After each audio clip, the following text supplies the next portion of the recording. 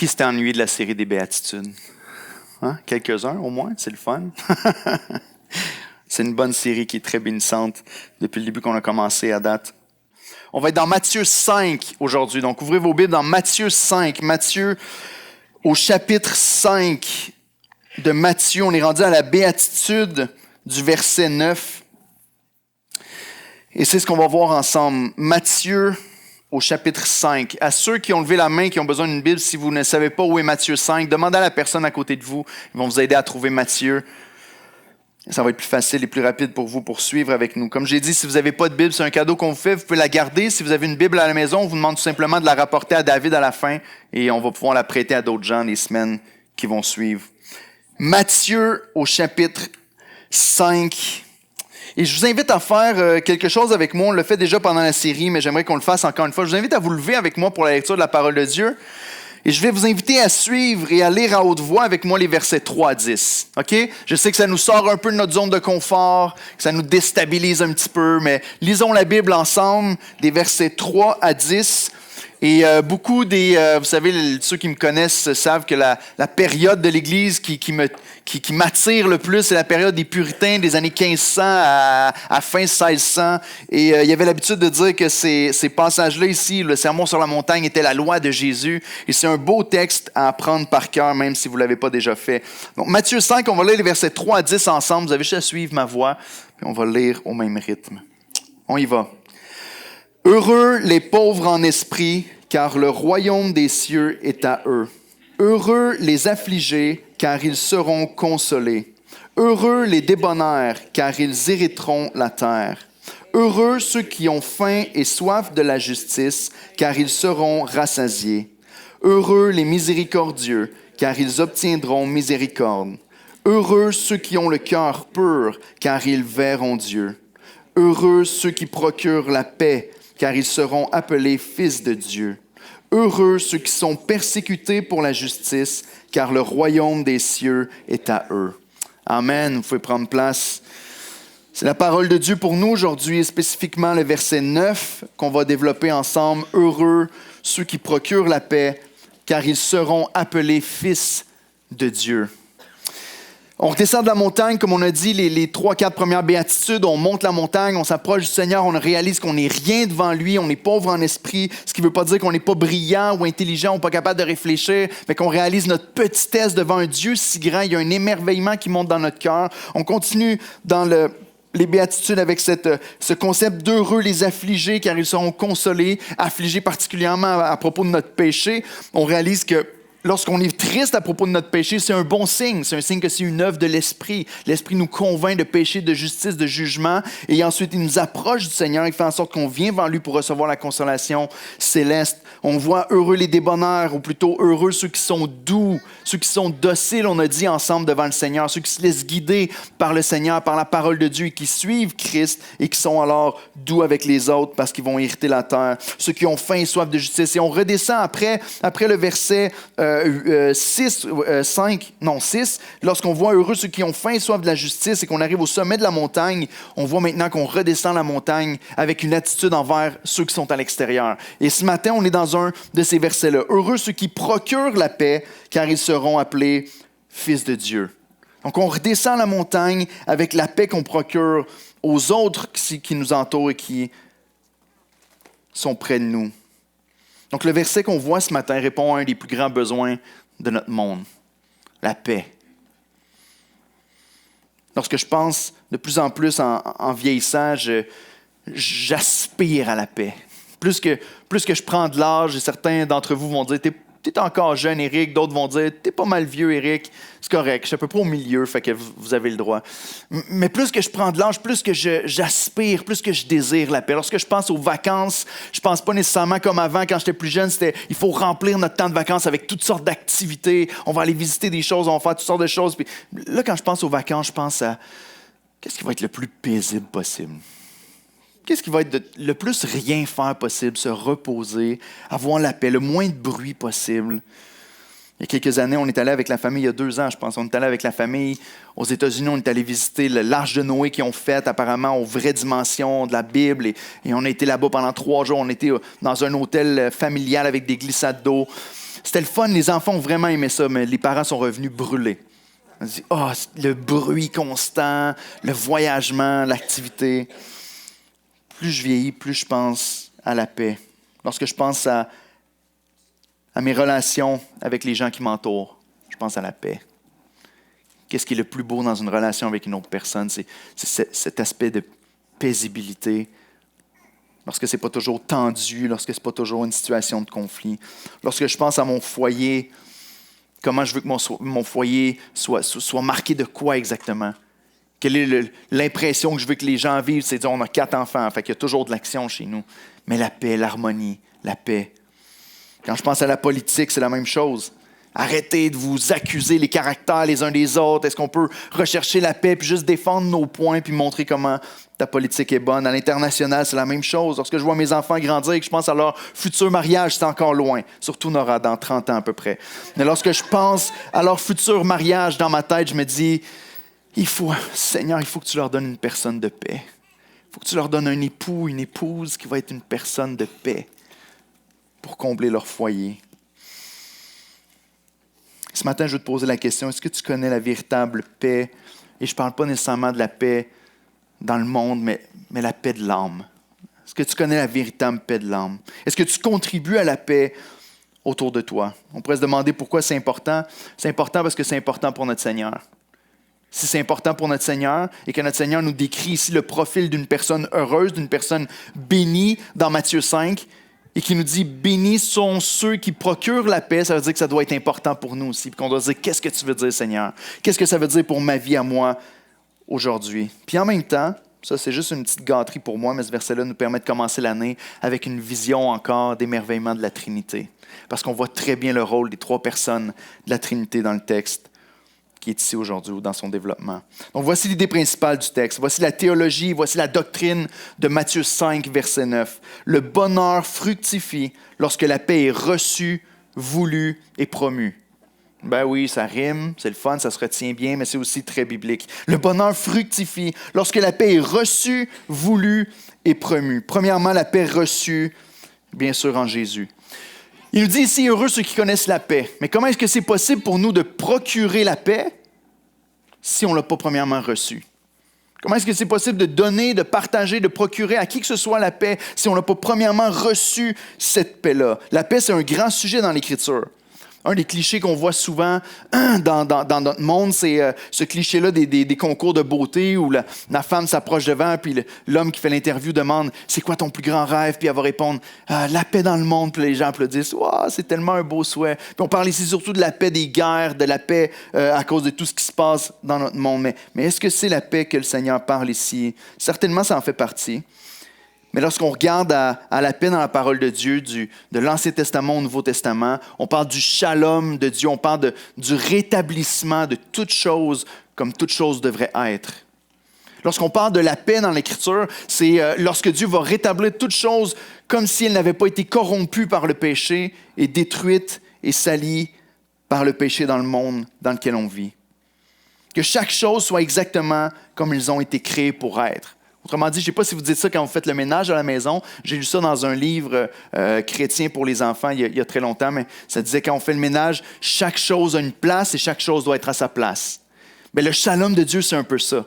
Chaque chose a une place, chaque chose doit être à sa place et le péché est venu dérober, est venu corrompre la compréhension du monde, est venu changer les choses de leur place et Jésus-Christ est celui qui vient ramener cette paix et qui vient rétablir toutes choses comme elles doivent être. C'est le rétablissement de tout ce qui a été brisé par le péché, de ramener la paix dans la grande confusion causée par le péché. Principalement, lorsqu'on parle de la paix, surtout dans le Nouveau Testament, mais c'est la même chose dans l'Ancien Testament, la majorité du temps, la paix biblique est de rétablir la relation brisée entre Dieu et les hommes.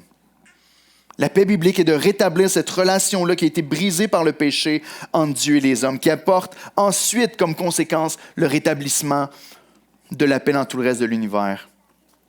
Ceux qui étaient présents dimanche passé, alors que notre frère Rodrigue a apporté la parole de Dieu, on a vu ensemble que c'est la raison de l'incarnation du Seigneur. Lorsqu'on regarde dans Luc 2, les anges sont venus se révéler aux bergers et ce qu'ils ont proclamé, c'est « paix sur la terre ».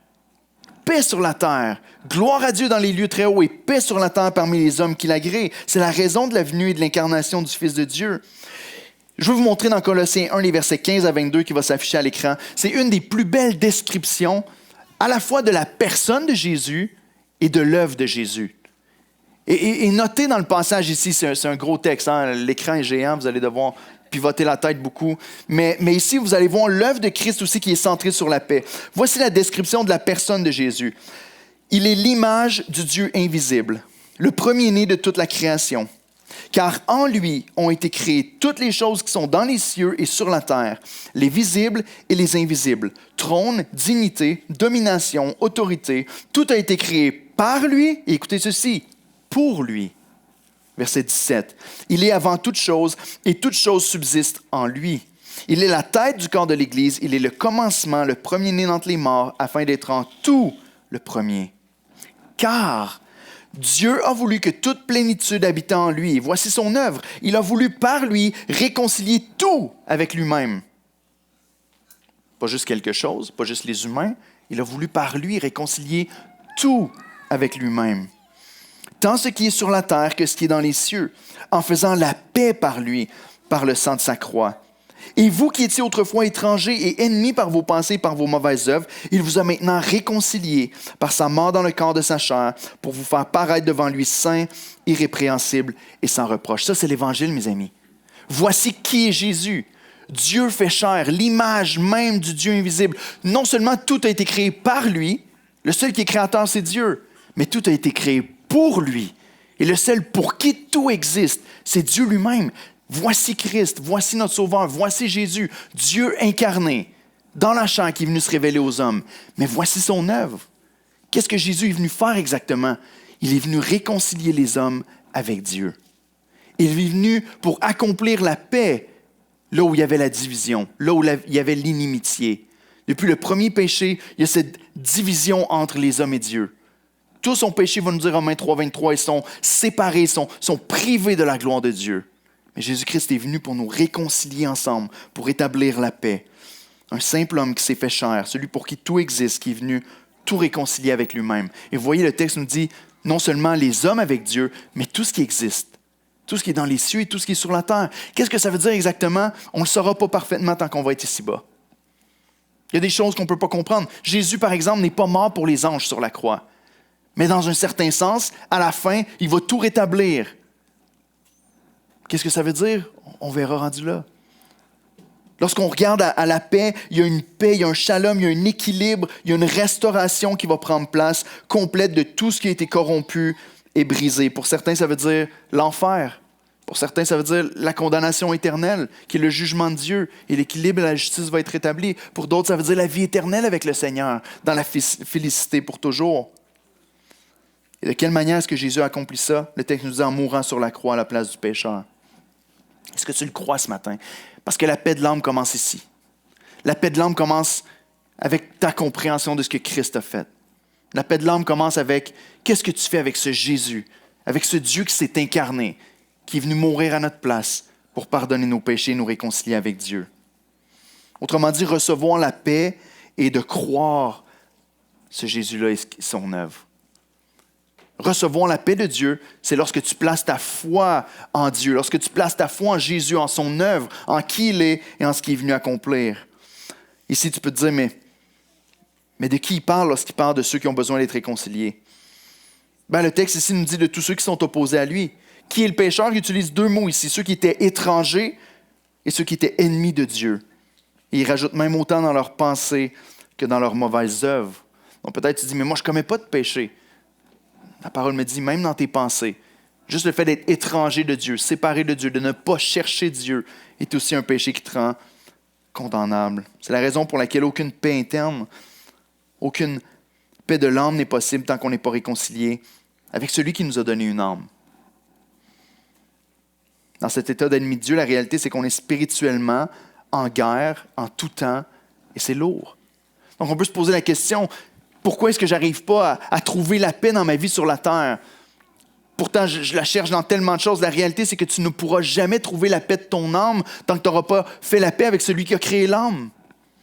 Il y a un combat qui va demeurer à l'intérieur de toi. Pourquoi est-ce que l'humain ressent une insatisfaction constante dans son cœur, même lorsqu'il a tout ce qu'on pense qui va apporter la paix sur la terre? Même lorsqu'on a tout ce qui promet le bonheur. C'est bizarre à quel point, justement, les vacances dans lesquelles on met tellement d'espoir souvent, les voyages, les vacances, les temps de repos, les journées au spa, où on met tellement d'espoir de trouver du repos, c'est spécial à quel point ça ne nous procure pas du tout la paix et le repos qu'on pensait que ça allait nous procurer. Ça nous détend pendant un instant. C'est pas mal, je ne suis pas en train de dire que c'est mal, je prends des vacances moi aussi. Mais est-ce que c'est là-dedans exactement qu'on va trouver le repos? Ou c'est celui que tu vas fréquenter pendant tes vacances? Le nouveau gadget ne va pas te procurer la paix que tu pensais qu'elle allait te procurer. Hey, même le mariage et la famille ne va pas te procurer la paix que tu pensais que ça allait te procurer. Mais une fois que je vais être marié, Pasteur Éric, je vais tellement être heureux, je vais tellement être en paix, tout va être beau. Demandez aux gens mariés, le mariage c'est extraordinaire, je suis heureux avec mon épouse, mais ce n'est pas mon épouse qui comble mon cœur et ma vie, qui m'apporte la paix de l'âme. Il y a juste Christ qui peut faire ça. Juste Christ. Pourquoi? Parce que la paix de l'âme se trouve juste en lui. C'est pourquoi certains ont absolument rien de tout ce que la plupart des gens veulent avoir sur la terre et pourtant il y a une paix de l'âme qui est extraordinaire. Tu as des gens qui ont absolument rien et qui sont comblés d'une paix extraordinaire. On est trop souvent comme certaines personnes qui vont rechercher à combler leur faim en contemplant une affiche de hot dog. Ça vous est déjà arrivé, non? Tu regardes l'affiche, tu as beau contempler l'image de la nourriture, tu as beau la regarder puis t'imaginer que tu es en train de manger un hot dog, finalement ça va te laisser vide. Mais de la même manière, on recherche trop souvent dans des choses qui sont artificielles le bonheur que seul Christ peut nous procurer. Ces choses-là ne vont pas combler notre besoin. C'est des outils qui sont bons dans notre vie, mais qui ne vont pas combler notre âme comme Christ seul peut le faire. La paix ne se trouve pas ailleurs qu'en Christ. Tu ne seras jamais en paix tant que tu ne recevras pas sa paix. Paul le définit encore plus clairement en Romains 5, 1 et 2. Regardez ce qui est écrit ici. Il dit « Étant donc justifiés par la foi, nous avons la paix avec Dieu par notre Seigneur Jésus-Christ, à qui nous devons d'avoir eu par la foi accès à cette grâce, dans laquelle nous demeurons fermes et nous nous glorifions dans l'espérance de la gloire de Dieu. » Ce qu'il nous est dit, c'est que par l'œuvre de Jésus, on a maintenant accès à la grâce et à Dieu lui-même. Et la paix la plus importante dont on a besoin nous est communiquée par Christ. Ici, lorsqu'on parle de recevoir la paix entre Dieu et les hommes, lorsqu'on parle de recevoir cette paix de l'âme que rien d'autre peut nous apporter, le personnage central est Jésus-Christ et l'œuvre qu'il est venu accomplir pour nous. Les regards fixés sur Christ, la deuxième personne de la Trinité, est ce qui va nous apporter la paix de notre âme. Mais Christ nous a laissé avec une promesse. Et lorsqu'on regarde au Nouveau Testament, dans Jean 14, les versets 26 et 27, il nous fait une promesse que la paix va être avec nous. Une paix qui surpasse toute autre paix qu'on peut connaître sur la terre. Il va dire à ses disciples, « Mais le Consolateur, l'Esprit Saint, que le Père enverra en mon nom, vous enseignera toutes choses. Et vous rappellera tout ce que je vous ai dit. » Écoutez ceci, verset 27. « Je vous laisse la paix. Je vous donne ma paix. Je ne vous donne pas comme le monde donne. » Qu'est-ce qui peut rentrer dans cette phrase-là? Je ne vous donne pas comme le monde donne. Réfléchis à tout ce qui peut y avoir dans ton existence autour de toi. Qu'est-ce qui t'est donné par le monde? Qu'est-ce que n'importe qui ne connaît pas Jésus-Christ peut aussi recevoir? Ce que le monde donne. Je ne vous donne pas comme le monde donne. Je vous donne ma paix. Et il termine en disant que votre cœur ne se trouble pas et ne s'alarme pas. La paix avec Dieu nous procure la paix de l'âme qui surpasse tous les troubles de cette vie, qui nous remplit d'une assurance jusque dans la vie éternelle. Mais Jésus-Christ nous dit, je vous donne ma paix, et c'est tout de suite associé avec, je vous donne mon esprit. Lorsqu'on est né de nouveau en Jésus-Christ, on a l'Esprit de Dieu qui vit en nous. On a Dieu lui-même qui vient vivre en nous. Et c'est lui qui apporte cette paix dans notre âme et qui nous amène dans cette deuxième section de message. Ça commence ici pour avoir la paix de l'âme. Dieu doit premièrement me procurer la paix avant que je puisse la procurer aux autres. Le bonheur fructifie lorsque la paix est premièrement reçue. Et ensuite de ça, il devient une poursuite. Parce que l'esprit qui te remplit et qui apporte cette paix-là crée des nouveaux désirs en toi. Et deuxièmement, la paix voulue par le Saint-Esprit. Relisez le verset 9 encore une fois. Heureux qui? Ceux qui aiment la paix? Heureux ceux, peut-être qu'on pourrait s'arrêter au premier point, heureux ceux qui ont reçu la paix? Certainement, mais c'est incomplet. Heureux ceux qui procurent la paix. Ce qui veut dire que de garder la paix pour nous-mêmes, si on reçoit la paix en Jésus-Christ, c'est incomplet. Et ce n'est pas la personne que le Seigneur décrit comme étant bénie. La personne bénie n'est pas seulement celle qui reçoit la paix, qui la garde pour elle-même et qui dit « Je vais veiller à ne pas perdre mon salut jusqu'à la fin de mes jours, j'ai reçu cette paix-là, je vais la protéger. » Mais c'est la personne qui a reçu la paix et qui procure la paix autour de lui ou de elle. Heureux ceux qui procurent la paix. Quelqu'un a dit un jour, une joie non partagée est une joie incomplète. Je crois que c'est vrai. Un peu comme le grand commandement, qui implique obligatoirement un résultat face aux êtres humains. Le grand commandement est d'aimer Dieu de tout notre cœur, de toute notre force, de toute notre âme, de toute notre pensée. Et son prochain qui est semblable, c'est d'aimer son prochain comme soi-même. Son second qui est semblable, c'est d'aimer son prochain comme soi-même. Ce qui veut dire que c'est possible peut-être dans un certain monde d'aimer les autres sans aimer Dieu, mais c'est impossible d'aimer Dieu sans aimer les autres. Puis de la même manière ici, c'est impossible de recevoir la paix en Jésus-Christ sans être de ceux qui procurent la paix à notre tour autour de nous. Il y a une incohérence ici. Si c'est notre cas, ça veut dire qu'on est peut-être malade spirituellement, ou peut-être pas du tout en vie spirituellement, mais il y a quelque chose qui ne fonctionne pas. Lorsqu'on reçoit la paix de Dieu, normalement on la procure et on la partage. Celui qui est né de nouveau en Jésus-Christ a goûté l'excellence de la paix en Jésus-Christ et qui brûle envie de le faire connaître aux autres. On l'a lu en Jean 14, Jésus envoie son esprit qui nous remplit de sa paix. C'est lui qui produit en nous une motivation pour partager cette paix-là. C'est l'Esprit de Dieu qui nous remplit et on est habité ensuite d'un profond désir de paix dans notre âme, dans nos relations, dans notre environnement. Et ce que la Bible nous dit, c'est qu'on le voit premièrement dans nos relations avec les frères et sœurs dans l'Église. On a un nouveau désir pour Dieu, puis une nouvelle haine aussi contre le péché. Et une nouvelle haine contre le péché, ça veut dire que ça inclut aussi une nouvelle haine pour la division, pour la chicane, pour les disputes, pour les querelles, pour les troubles, etc. Est-ce que vous pouvez vous reconnaître là-dedans? La prochaine partie du message est un peu challengeante. Okay? Je vous avertis, ça peut faire mal à certains cœurs, mais avec amour, et je crois que l'Esprit veut nous convaincre parfois de péché, de justice et de jugement pour nous ramener dans les voies du Seigneur. Mais ce qui veut dire que le chrétien ne vit plus avec les yeux rivés sur lui-même, en cherchant premièrement son plus grand confort, son plus grand intérêt personnel, mais il cherche en premier la paix pour la gloire de Dieu. Pour le chrétien, autrement dit, sa lentille ou sa lunette pour lire les événements qui sont autour de lui est la lentille de la paix. Je m'explique.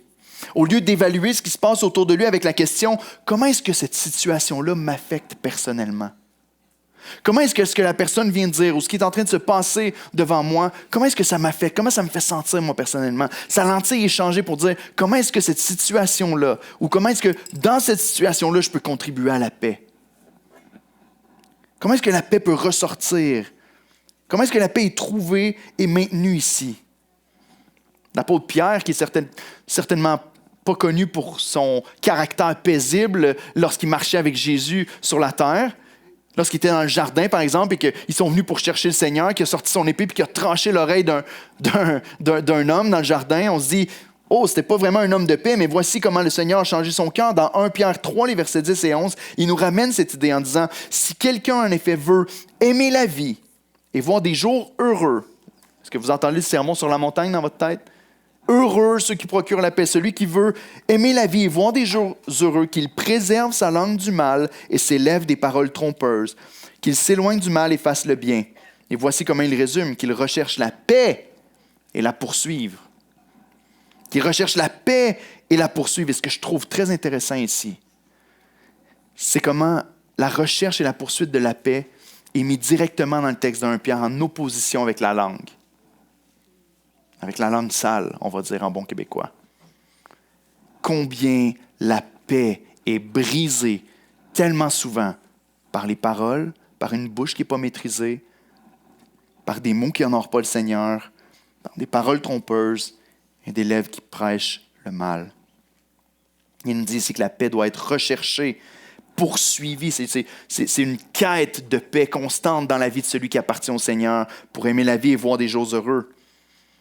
Intéressant à quel point la langue est un outil puissant pour opposer la paix. La langue, frères et sœurs, révèle souvent, pour ne pas dire toujours, les motivations du cœur. Tu peux assez rapidement voir l'état du cœur d'une personne lorsque tu l'écoutes parler. Qu'est-ce qui sort de sa bouche? Du venin ou du miel?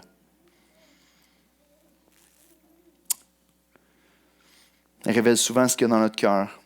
Elle révèle souvent si notre cœur recherche la division, la querelle, la dispute, les guéguerres.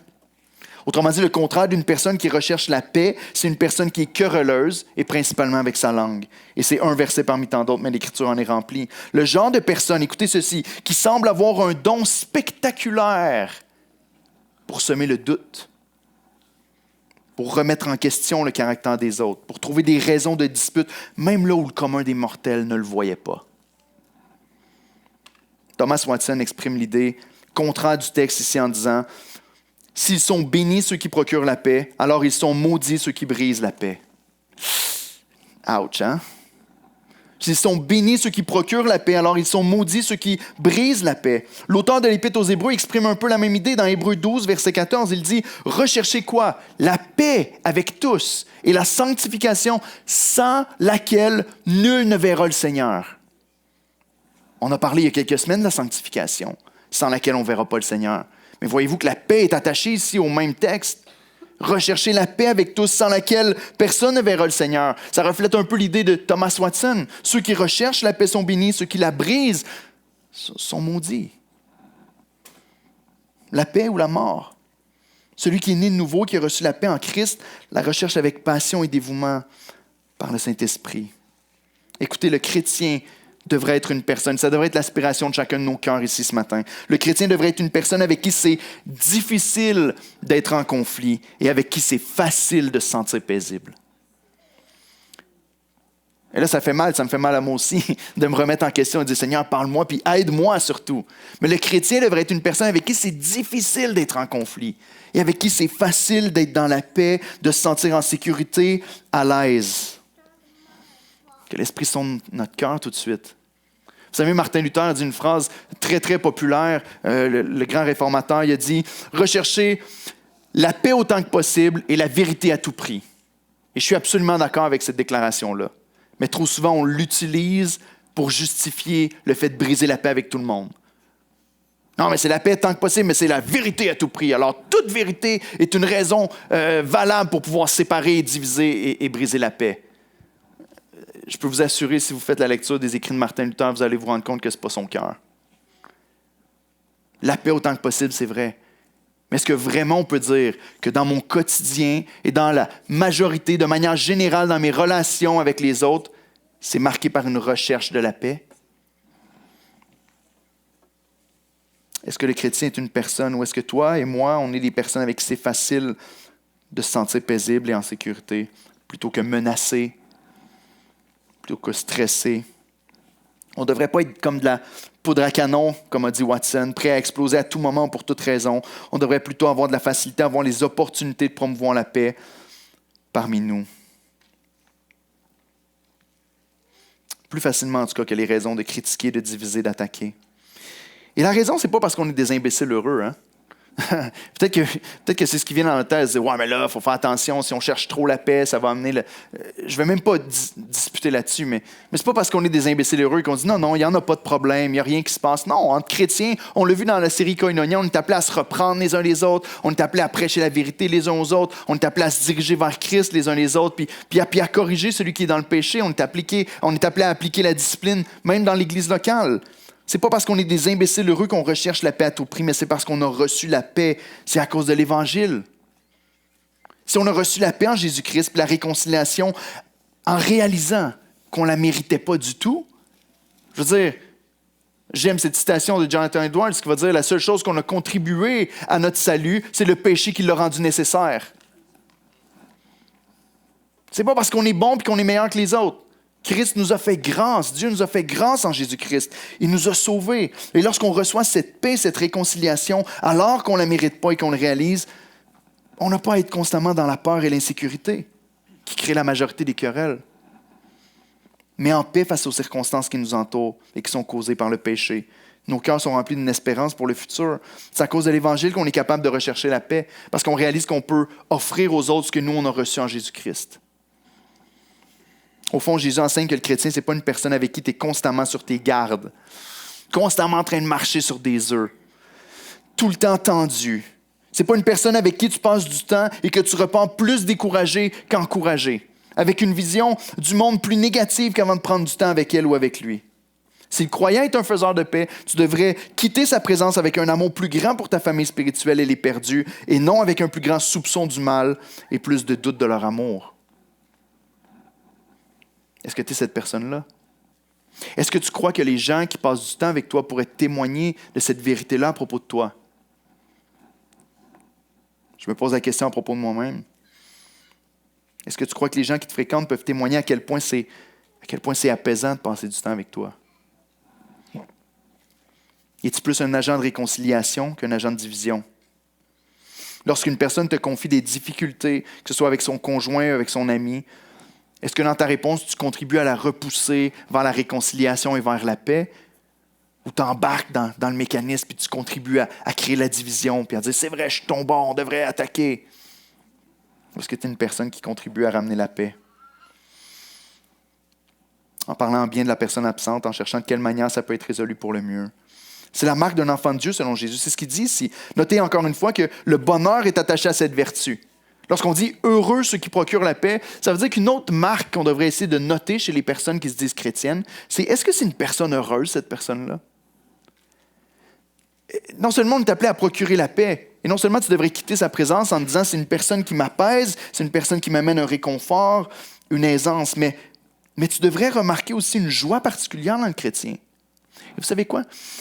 C'est rare de voir une personne heureuse constamment condamnée et attaquée et critiquée autour d'elle. C'est juste la réalité. C'est rare de voir une personne qui est heureuse, qui est comblée en Christ, constamment être en mode guerre, défensif, et je dois me justifier. Une personne qui est en paix avec le Seigneur est une personne qui répand la paix autour d'elle. À l'inverse, on pourrait demander, est-ce que c'est possible que la raison pour laquelle tu es si malheureux ou si malheureuse en ce moment, c'est que la recherche de la paix ne fait pas vraiment partie de ta vie? Est-ce que c'est possible que la raison pour laquelle tu es si triste, écoutez, c'est lourd d'être constamment en conflit. C'est lourd de constamment voir que des problèmes. C'est lourd de constamment soupçonner le mal et trouver des raisons de diviser, trouver des coupables à notre malheur. En fait, les plus malheureux dans ces situations-là, c'est ceux qui agissent de cette manière-là. Vous savez, les plus malheureux, c'est souvent pas ceux qui sont accusés. Si j'étais malheureux pour toutes les accusations que j'ai reçues dans ma vie, je ne me tiendrais pas debout devant vous. Et Francis rit parce qu'il en connaît pas mal. Si on était malheureux à cause des blâmes, à cause des blâmes que les gens peuvent mettre sur nous, qu'on a causé leur malheur, on arrêterait probablement d'avancer. Les plus malheureux, c'est ceux qui vivent de cette manière-là, qui sont constamment tristes, constamment écrasés par le poids de leur malheur. Est-ce que tu connais ce matin le bonheur de procurer la paix, de répandre la paix? J'écrivais ce message-là, puis je me disais, oh mon Dieu, aide-nous. Aide-nous, pourquoi? Parce que je le vois de manière tellement concrète. Tellement de couples sont détruits par une personne querelleuse qui recherche constamment à avoir raison au lieu de chercher la paix dans son couple. Tellement de familles sont brisées par un de ses membres qui veut absolument gagner chaque argument. Tellement d'églises sont divisées par les langues sales et les personnes tellement insécures en elles-mêmes qu'elles pensent devoir constamment rabaisser les autres pour se sentir bien dans leur peau. J'accuse personne ici, c'est des faits. Je suis dans le milieu chrétien depuis assez longtemps et plusieurs d'entre vous êtes dans les milieux chrétiens assez longtemps pour savoir que c'est vrai. Reçois la sagesse biblique ce matin, mon frère ou ma sœur. Le frère de Jésus lui-même, dans Jacques 3, les versets 14 à 18, a dit ceci. C'est le dernier verset pour cette section-là. On est appelé ceux qui procurent la paix, qui recherchent la paix, qui veulent la paix. Il dit... Mais si vous avez dans votre cœur un zèle amer et un esprit de dispute, ne vous glorifiez pas et ne mentez pas contre la vérité. Cette sagesse n'est pas celle qui vient d'en haut. Voyez-vous comment c'est spécial? Parce qu'il parle de ça comme si la personne croyait que c'était une sagesse de constamment chercher les disputes et trouver les bébites. Oh, mais Dieu m'a donné un don de discernement. Peut-être pas. Peut-être pas. Cette sagesse n'est pas celle qui vient d'en haut, mais elle est terrestre, charnelle, diabolique. Car là où il y a un zèle amer et un esprit de dispute, il y a du désordre et toutes sortes de mauvaises actions. La sagesse, écoutez ceci, c'est tellement bon. La sagesse d'en haut est premièrement pure et ensuite pacifique, modérée, conciliante, pleine de miséricorde et de bons fruits, exempte de duplicité et d'hypocrisie. Le fruit de la justice est semé dans la paix par ceux qui recherchent la paix. La sagesse divine est premièrement quoi? Pure. C'est le texte qu'on a vu juste avant, dans Matthieu 5, 8. Heureux ceux qui ont le cœur purs, car ils verront Dieu. Ce qui vient tout de suite après, la sagesse de Dieu est pacifique. Heureux ceux qui procurent la paix, car ils seront appelés enfants de Dieu. Ici, on parle du fruit de justice qui est semé dans la paix par ceux qui recherchent activement, intentionnellement, constamment la paix. Si on se posait la question avant de juger d'un événement ou d'un comportement, de quelle manière je peux contribuer à la paix ici? Combien nos relations et nos circonstances changeraient? Tellement de conflits seraient évités. Le bonheur accompagne les artisans de paix et c'est eux qui sont appelés enfants de Dieu dans le texte. Ils ont reçu la paix, ils recherchent la paix dans leurs relations et leurs circonstances et encore plus loin que ça, ils vont appeler les autres à la paix. Je termine avec ceci, la paix promue. Si on voit que la paix reçue est en Jésus-Christ, premièrement, que la paix qui est voulue et désirée vient de l'œuvre de l'Esprit dans notre cœur qui nous amène à désirer ce que Dieu désire. On voit que la paix promue est un caractère qui désire ressembler à son Père céleste. Je crois que le plus magnifique dans le texte qui est devant nous, dans le verset 9, c'est le lien direct entre l'adoption et la sanctification et le témoignage que ça offre au monde perdu. Entre notre adoption en tant qu'enfant de Dieu, notre sanctification, dans le sens qu'on vit à la ressemblance de Christ et son effet sur le monde. Voici comment je l'explique. Si la paix te remplit en ayant reçu l'Évangile de Jésus-Christ, si le Saint-Esprit te motive à rechercher la paix, c'est écrit ici qu'on va t'appeler enfant de Dieu. La question à se poser, c'est qui va t'appeler enfant de Dieu? De qui on parle ici dans le texte lorsqu'on dit « ils seront appelés enfants de Dieu ». Si on se fait au développement depuis les versets 3 jusqu'ici, on voit que chacune des béatitudes est bénie par Dieu lui-même. Si vous regardez au texte qui est devant vous, regardez à partir du verset 3. C'est Dieu qui va donner le royaume des cieux. C'est Dieu qui va donner la consolation. C'est Dieu qui va donner la terre en héritage. C'est Dieu qui va rassasier la soif de justice. Et c'est Dieu qui fait miséricorde et qui se révèle au cœur pur. Dieu, c'est Dieu qui répond à toutes ces choses-là. Alors, on n'a pas à chercher loin lorsqu'on dit qui va les appeler fils et filles de Dieu. Dieu. Dieu va confirmer l'identité de ceux qui lui appartiennent. Et l'assurance d'appartenir au Seigneur, quelle assurance peut nous remplir lorsqu'on vit de la manière que Dieu nous appelle à vivre? Autrement dit, lorsqu'on est de ceux qui procurent la paix, il y a une grande assurance par l'Esprit Saint qui vient dans notre cœur de dire « Je suis un enfant de Dieu. Le Seigneur confirme son appel parce que je ressemble à mon Père céleste. » Mais je crois aussi que c'est juste de voir une transition dans les béatitudes. À partir d'ici, on voit une transition entre les choses qui sont faites par rapport à Dieu et les choses qui sont faites envers les gens de l'extérieur. Et je crois qu'il y a un sens très fort ici où c'est ceux qui nous entourent et même ceux qui ne sont pas croyants qui vont pouvoir nous appeler enfants de Dieu lorsqu'ils vont voir que nous sommes de ceux qui procurent la paix. Dimanche prochain, on va voir le verset 10 qui parle de la persécution des autres envers les chrétiens. Certainement, la paix implique aussi des persécutions. Au verset 11, on parle de l'outrage de ceux qui ne connaissent pas Christ, de leur médisance à cause de notre appartenance à Jésus, avant de faire la transition vers notre rôle envers les perdus, notre témoignage au monde. Regardez au verset 16. Au verset 16 de Matthieu 5, on ramène le lien entre nos bonnes œuvres, notre témoignage et comment les gens nous reconnaissent comme enfants de Dieu. Au verset 16, il dit « Afin qu'ils voient vos bonnes œuvres. » Ici, il parle de qui? Il parle des non-croyants. « Afin qu'ils voient vos bonnes œuvres et glorifient votre Père qui est dans les cieux. » Autrement dit, il y a un témoignage qui est fait lorsqu'on vit à la lumière des gens qui nous entourent. Les gens nous regardent et peuvent dire « Hey, ces gens-là appartiennent à Dieu le Père. » Peut-être qu'ils ne croient pas, mais la parole de Dieu nous dit ici qu'ils vont reconnaître que nous appartenons à Dieu. Donc, en suivant le texte, je crois que c'est juste de dire qu'au verset 9, non seulement Dieu nous identifie comme ses enfants, mais aussi le monde qui nous observe. Comme le père, c'est un peu comme moi lorsque je vais à la partie de basketball de mon fils, puis que je suis dans les estrades avec 80 autres parents, puis qu'on est sur le côté des bancs, puis qu'on regarde le match, puis quand mon fils fait un panier, que « c'est mon fils, c'est le mien celui-là », avec une petite larme à l'œil, en tout cas moi. Le Père Céleste fait la même chose. Il nous regarde du ciel, il regarde ses enfants vivre. Et la Bible nous dit que le Père peut prendre plaisir en nous. Il peut nous voir vivre comme il nous appelle à vivre et dire « C'est mes enfants ceux-là. C'est mes fils et mes filles. » De la même manière, les gens qui vivent à l'extérieur peuvent voir que c'est une preuve d'appartenance à Christ. Donc j'aimerais vous convaincre de deux choses, puis ensuite on chante un dernier chant. Premièrement, parce qu'on est enfant de Dieu et parce que Dieu est paix, à notre tour, on reflète le caractère de notre Père céleste. C'est quelque chose qui est répété à maintes et maintes reprises dans l'Écriture. Lorsqu'on appartient au Seigneur, lorsqu'on est de nouveau en Jésus-Christ, on ressemble, c'est ce qu'on appelle la sanctification, on ressemble de plus en plus à l'image de Jésus-Christ. On ressemble de plus en plus à notre Père céleste et à son Fils, notre grand frère Jésus-Christ. Et je vous mets juste les versets à l'écran ici.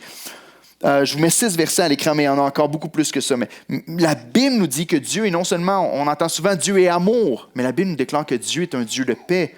Il nous dit que le Dieu de paix soit avec vous tous.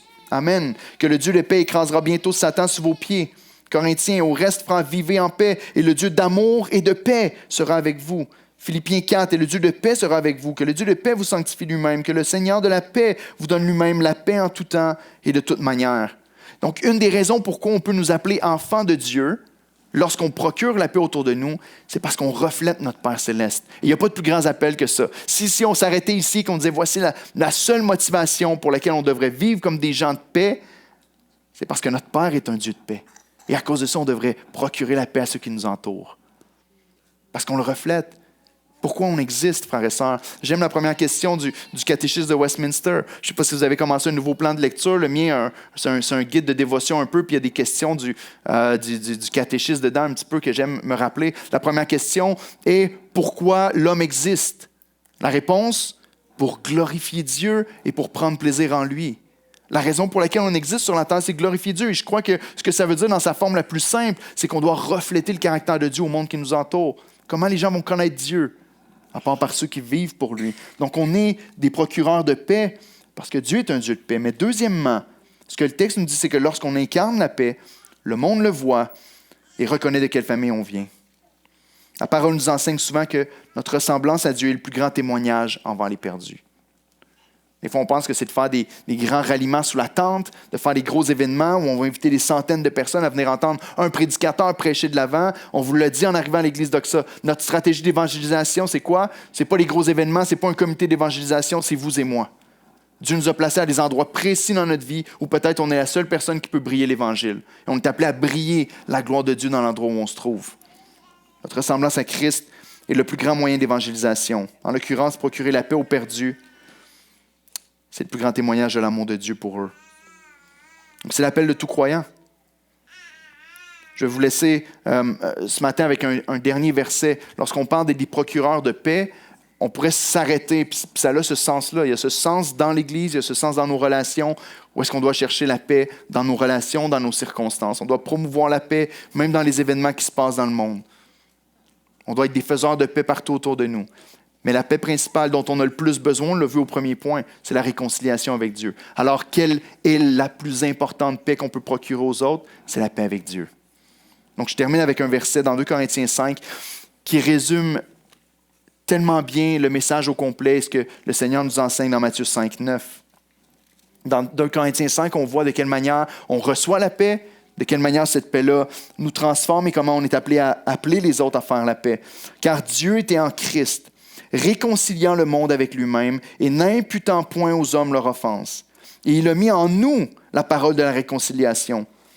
Nous faisons donc les fonctions d'ambassadeurs pour Christ, comme si Dieu exhortait par nous. Nous vous en supplions, au nom de Christ, soyez réconciliés avec Dieu. Être un faiseur de paix, c'est être de ceux qui vont dans le monde pour apporter ce message de réconciliation entre Dieu et les hommes. D'appeler ceux qui ne le connaissent pas encore à comprendre ce que Christ a accompli pour eux, à comprendre la paix que Christ a accomplie, puis amener la réconciliation entre Dieu et les hommes.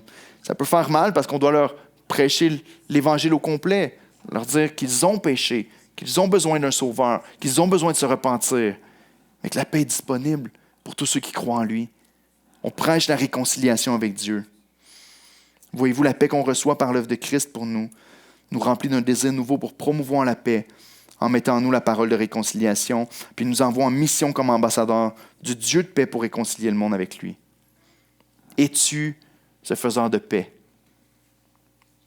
Si la paix est gardée seulement pour nous, on ne connaît pas le bonheur que Jésus parle ici. Parce que heureux sont ceux qui procurent la paix. Donc, je vous encourage à prendre un temps de prière tout de suite avant qu'on commence à chanter. Je vais prier pour nous.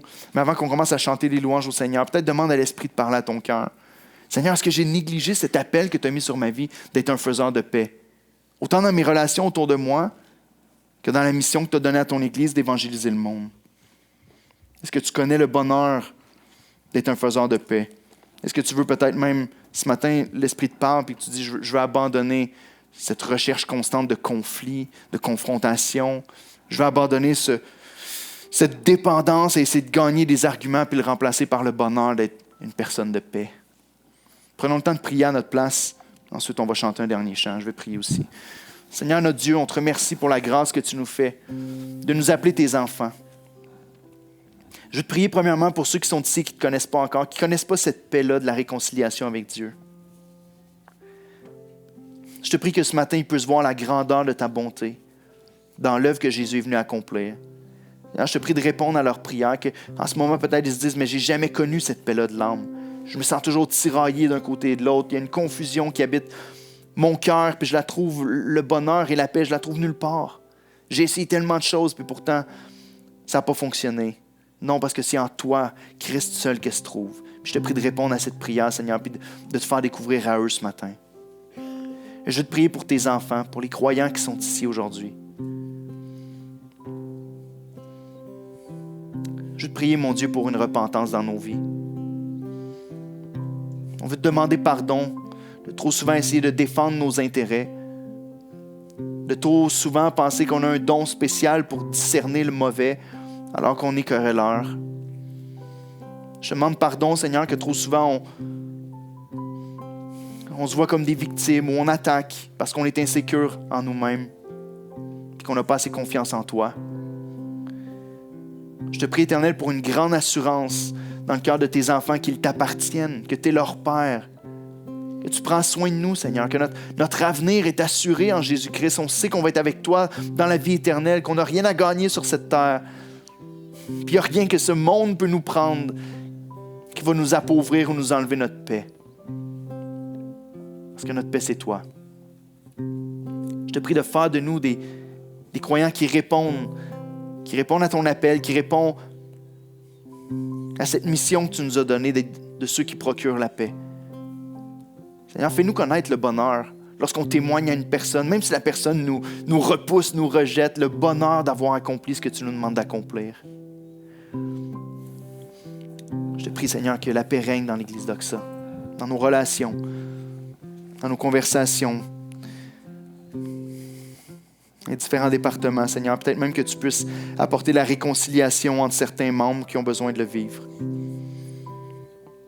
Autrement dit, ce qu'on te demande ce matin, c'est viens à notre aide, viens à notre secours. Glorifie-toi dans ton Église. On te prie ces choses en Jésus-Christ. Amen.